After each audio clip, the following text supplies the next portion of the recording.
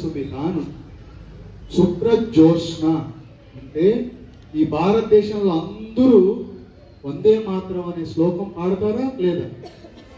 అది ఒక మన జాతీయ గీతమా కాదు?